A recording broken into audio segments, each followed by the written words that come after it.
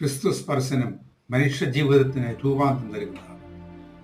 വിശുദ്ധ മത്തായിയുടെ സുവിശേഷം 8-ാം അധ്യായം 1 മുതൽ 4 വരെയുള്ള വാക്യങ്ങളിൽ ക്രിസ്തു കുഷ്ഠരോഗിയെ സൗഖ്യമാക്കുന്ന സംഭവമാണ് രേഖപ്പെടുത്തിയിരിക്കുന്നത്. സ്പർശനത്തിലൂടെ കുഷ്ഠരോഗിയെ വിശുദ്ധീകരിക്കുന്ന ക്രിസ്തുവിനെ നമുക്ക് ഇവിടെ ദർശിക്കാം. ന്യായപ്രമാണം കുഷ്ഠരോഗികളെ സ്പർശിക്കുന്നത് വിലക്കിയിട്ടുണ്ട്. അങ്ങനെ സ്പർശിക്കുന്നവരെയും അശുദ്ധരായിട്ടാണ് കണ്ടിരുന്നത്. എന്നാൽ ഈ വിലക്കിന് അതീതമായി സമൂഹത്തിൽ ഒറ്റപ്പെട്ട് ജീവിക്കുന്ന കുഷ്ഠരോഗിക്ക് സമൂഹത്തിൻ്റെ മുഖ്യധാരയിലേക്ക് കൊണ്ടുവരുന്നതിന് അവനെ സ്പർശിച്ച് ക്രിസ്തു സൗഖ്യം ആക്കി. ക്രിസ്തു സ്പർശനം മനുഷ്യ ജീവിതത്തിന് രൂപാന്തരം നൽകുന്നതാണ്. വിശുദ്ധ മത്തായിയുടെ സുവിശേഷം 8-ാം അധ്യായം 1 മുതൽ 4 വരെയുള്ള വാക്യങ്ങളിൽ ക്രിസ്തു കുഷ്ഠരോഗിയെ സൗഖ്യമാക്കുന്ന സംഭവമാണ് രേഖപ്പെടുത്തിയിരിക്കുന്നത്.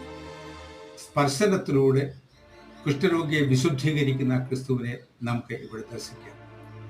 ന്യായപ്രമാണം കുഷ്ഠരോഗികളെ സ്പർശിക്കുന്നത് വിലക്കിയിട്ടുണ്ട്. അങ്ങനെ സ്പർശിക്കുന്നവരെയും അശുദ്ധരായിട്ടാണ് കണ്ടിരുന്നത്.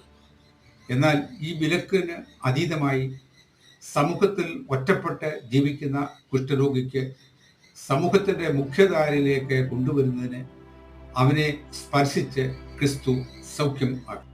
സ്പർശനശേഷി നഷ്ടപ്പെട്ട കുഷ്ഠരോഗിക്ക് സ്പർശനശേഷി തിരികെ കിട്ടി എന്ന് അവന് സ്വയബോധം ഉണ്ടാകുന്നതിനായി ക്രിസ്തു അവനെ സ്പർശിച്ചു. ഈ സ്പർശനത്തിലൂടെ അശുദ്ധനായ കുഷ്ഠരോഗിയെ വിശുദ്ധമായ തീരങ്ങളിലേക്ക് ക്രിസ്തു നയിക്കുകയാണ് ചെയ്തത്. കൂടാതെ പ്രതികരണശേഷി നഷ്ടപ്പെട്ട കുഷ്ഠരോഗിക്ക് ഈ സ്പർശനത്തോടെ പ്രതികരണശേഷി മടക്കി നൽകുന്നു.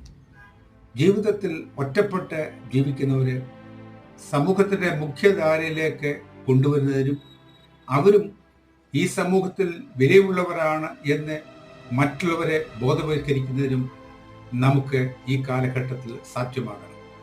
ഫാദർ ഡാമിയൻ, മദർ തെരേസ, ആദിവാസികളുടെ ഉന്നമനത്തിനായി പ്രവർത്തിച്ച അഡ്വക്കേറ്റ് പി എ സൈറസ് മുതലായവർ ക്രിസ്തുവിൻ്റെ ഈ മാതൃക പിന്തുടർന്നവരാണ്.